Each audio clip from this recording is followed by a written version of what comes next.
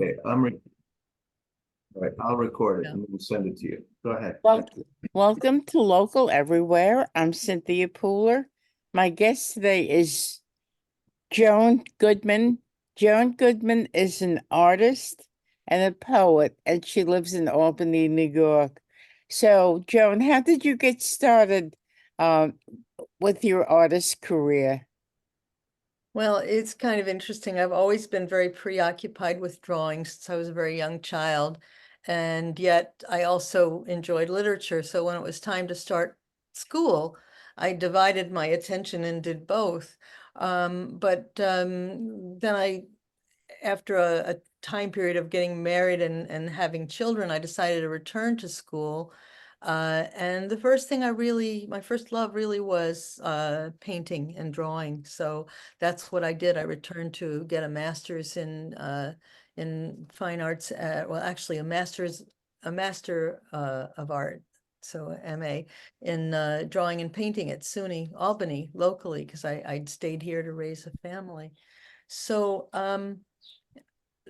after getting an education, I had a gap of doing, going into various occupations, and it became a sort of a pastime for me. Aside from that, when I would go out and go to festivals and whatnot in public places, I started doing these instant portraits, which you will call up on your screen, I think, for us to illustrate. But that is how I ended up being noticed for this interview circumstance. So I'm starting with that.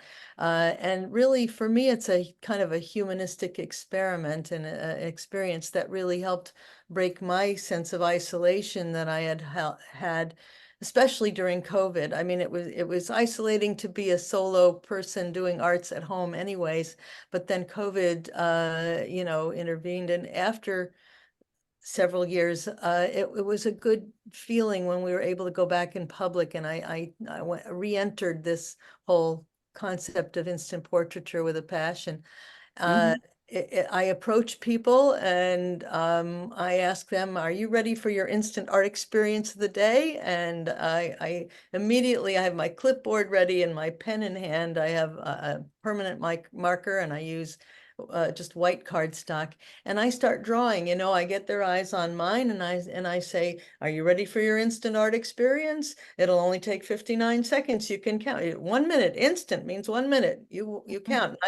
I've actually been documented and timed by friends of theirs, and it comes out to be 59 and a half seconds every single time. I've kind of got a style about it. And I start with the eyes, and I talk to people and keep their eyes focused on me while my eyes start to travel down their whole physiognomy, down their faces, and work around to the hair. And when I get to the bottom, back to their neckline, I stop and I say, "Now you get to see it before I do." It's a totally blind contour drawing, so you have to understand. Oh, there's my friend, my fella.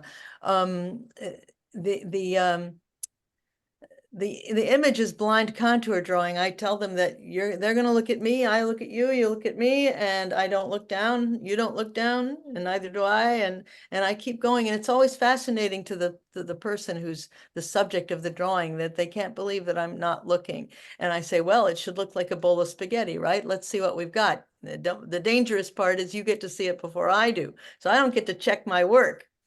But I turn it around then and face them, and I expect. I say to them now, "Don't expect a likeness. All you're going to get is a laugh." But I get wow, and yeah, I see my eyes look like my eyes, or my mouth. They'll always find something they recognize.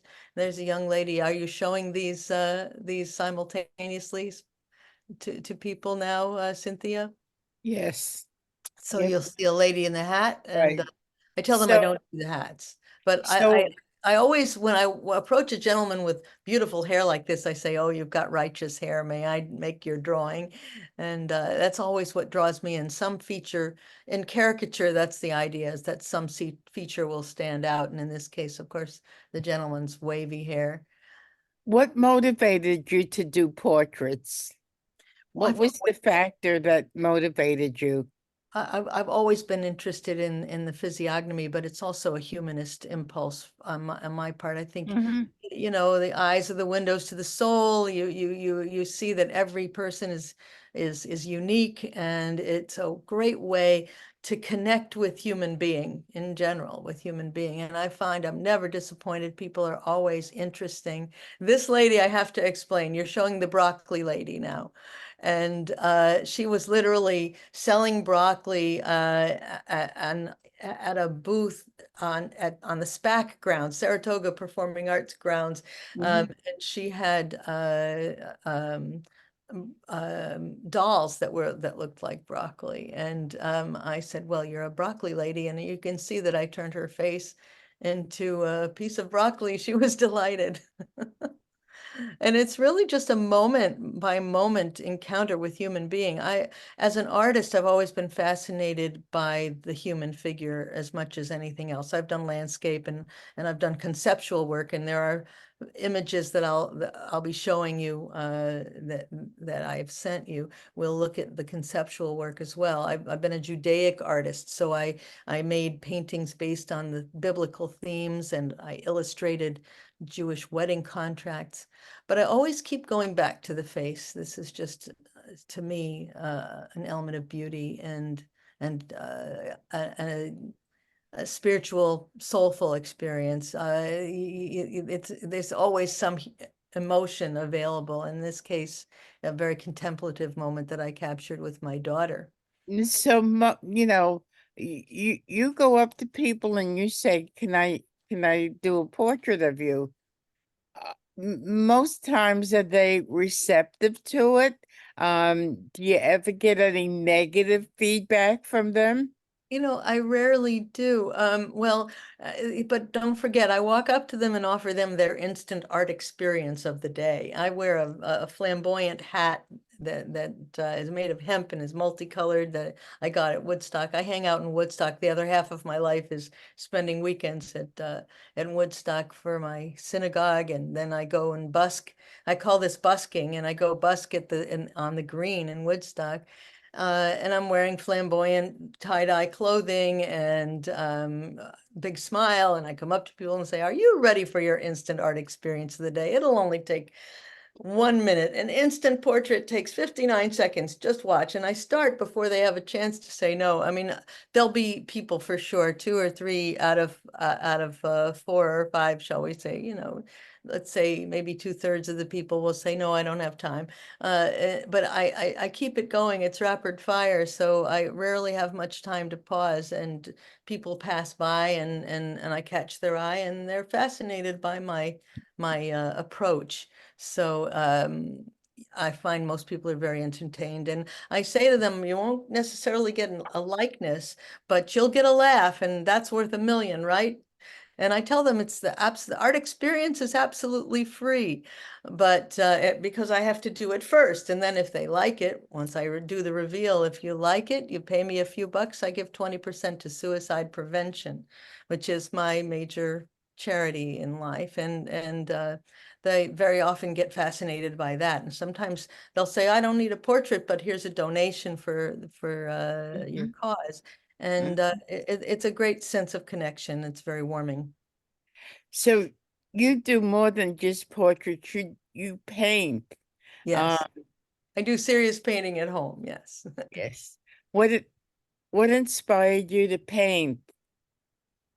I've always been driven to it. There's, you know, initially as a child, I only had a pencil. I actually had a pad of paper and a pencil or a pen at my dad's office while I was visiting, and he would be watching me while my mom was busy with my little brothers. I'll never forget. That's one of my earliest recollections. That he had lots of these white pads of paper that were notepads in his office, and I'd just sit there and be fascinated hour after hour. And I initially loved drawing horses.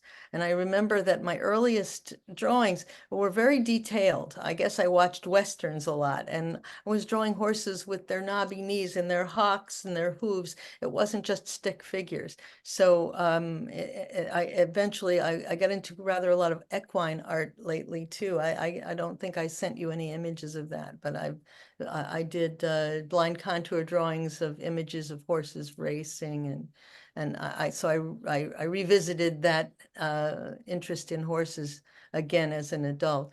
But as I said, when I went into college, I wasn't sure whether I'd rather teach literature or involve myself in fine arts. And I did both, and I've always maintained an interest. And these paintings were generated by my very strong interest in Judaic symbolism and in commentary on Judaic history. So the one that you're showing now, it's called The Binding of Isaac. And what I often do, I get very conceptual with my work. The Binding of Isaac is a biblical story that many people know. The patriarch Abraham, who was legendary first Jewish person, so to speak, first monotheist and first Jew. He had a lot of trouble having a child. He and his wife were elderly and still hadn't any children, and God had promised them that they'd have a child. And what happened was he Sarah, when she was almost 100 years old, when she was told that she would have a child, she laughed. And then the word for laughter became, the tzachek became Yaakov, or I'm sorry, is Isaac, Yitzchak. Yeah. So I misquoted, but Isaac. So then, as the child matured, they were told the child would be sacrificed. And this became a very evocative philosophical theme that was discussed by many, many scholars over centuries. It's been an ironic and mysterious gesture that God would ask these people who are now 100 years old and having had only one child, and it was a miracle for them. And he was supposed to be the father of a great nation, and then God asks them to sacrifice him. So the grief is apparent on Abraham's face here in the central part of the painting. It's Abraham's grief, and the angel standing over him, the angel of God, supposedly commanding him to sacrifice his son. But my take on it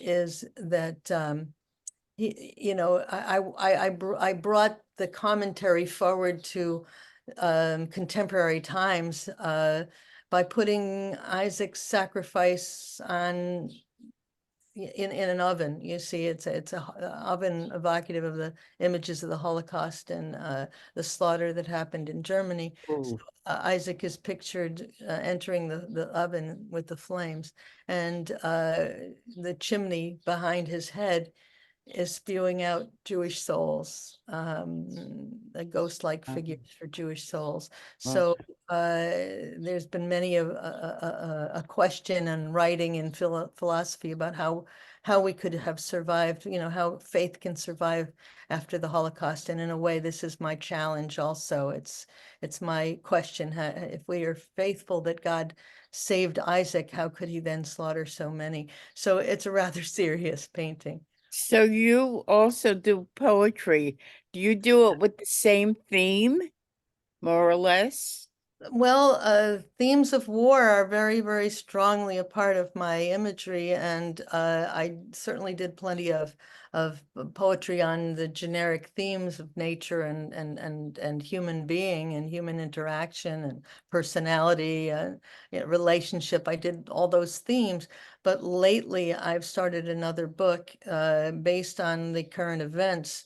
And my response to them. I've always been drawn to Israel. I've been there 4 times, and each time my initial impulse was to go out and encounter people of other religions, especially Muslims and Christians living in Israel, and find out, their responses and their reactions. And of course, I was amongst Israeli Jews most of the time, but I was, you know, very fascinated by dialogue and encounter. And when I lived in Brooklyn for a long while, I was in a dialogue group down there. I've been in dialogue groups up here in Albany amongst people of multiple religions to try to see if, especially amongst Muslims and Jews, if we can find common cause. And very, very often you find that that's true, that people, the general population does not support the violence, and it's terrorists and it's, you know,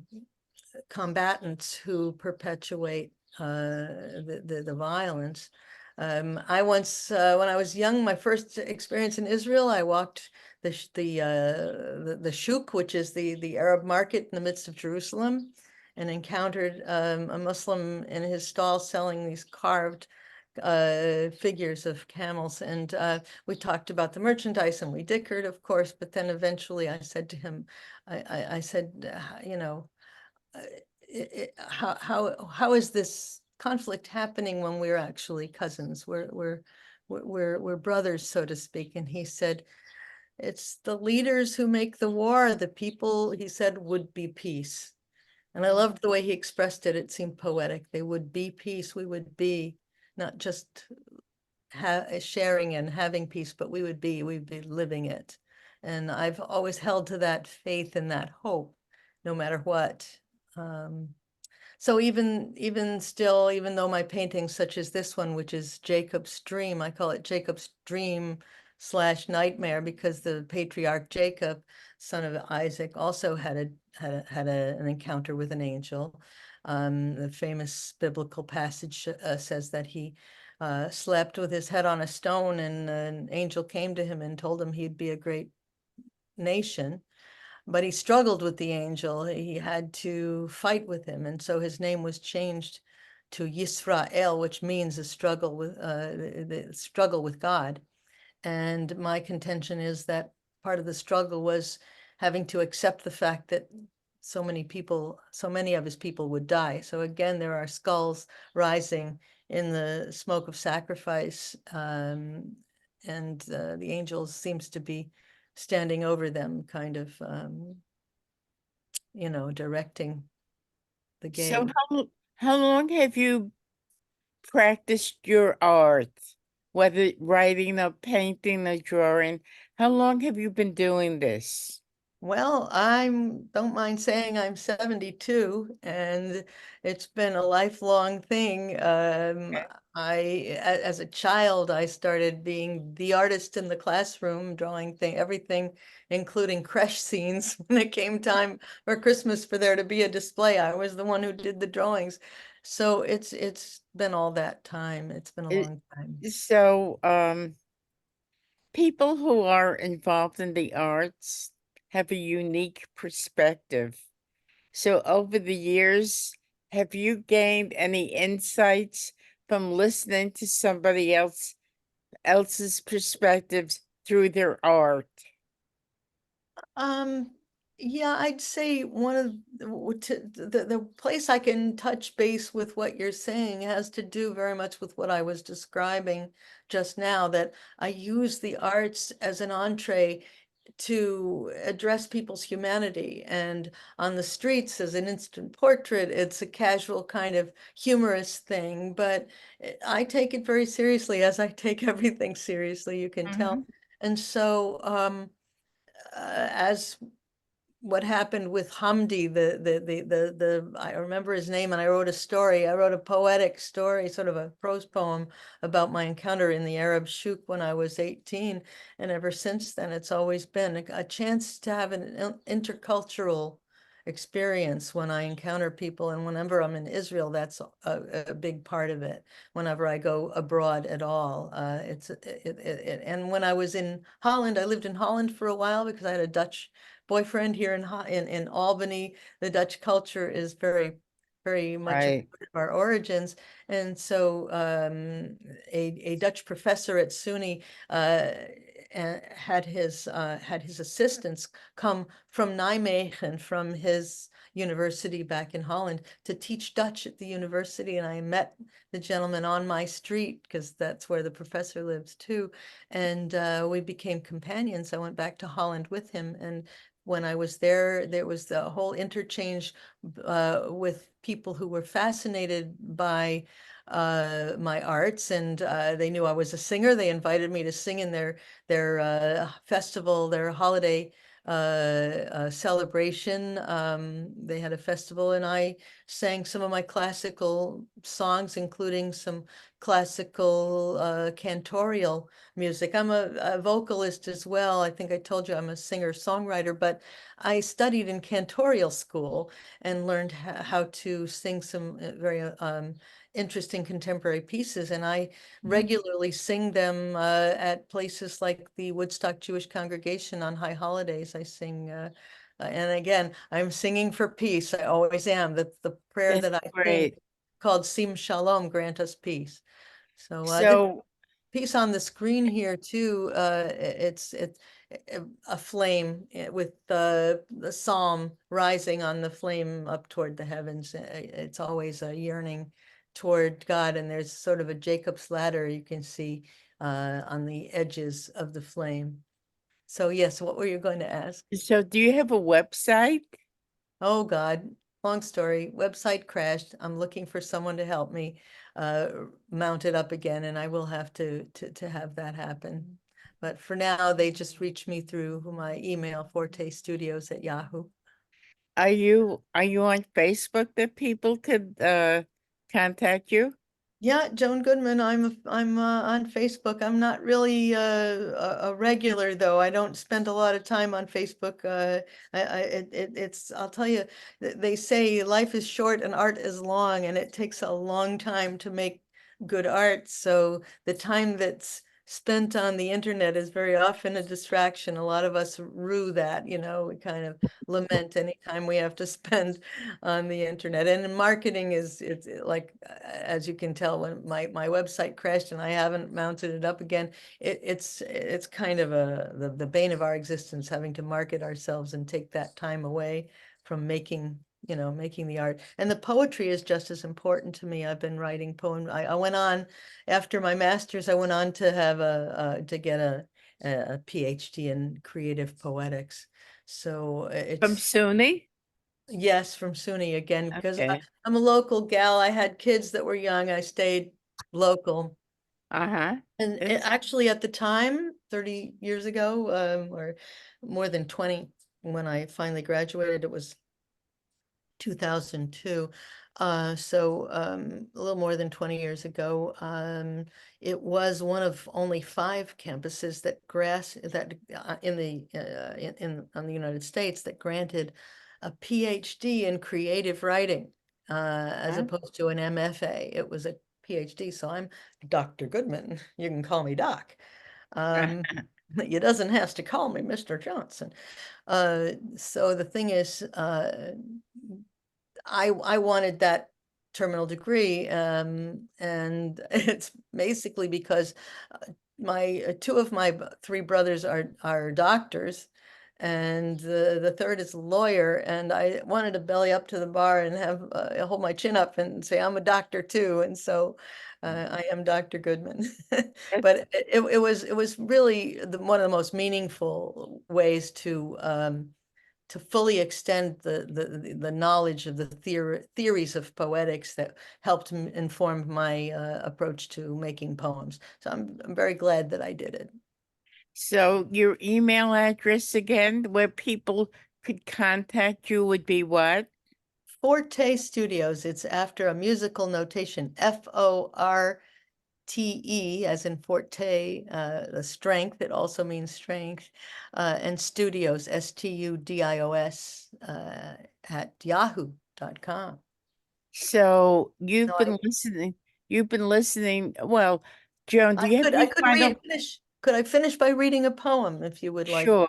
to see one? I want to, I thought I had it here and ready. I'm going to see if I have one that I can read to you.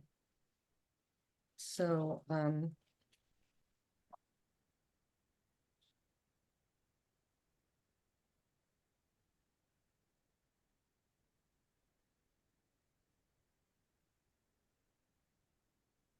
Actually, I'm trying to get onto, if I can, reduce the screen, I can get onto, my Word program so that I can open that up for you and read from one of my most recent poems. That's what I was kind of hoping to do.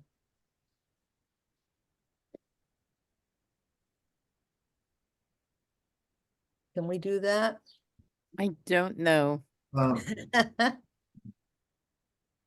used to be able to reduce the Zoom screen and do that.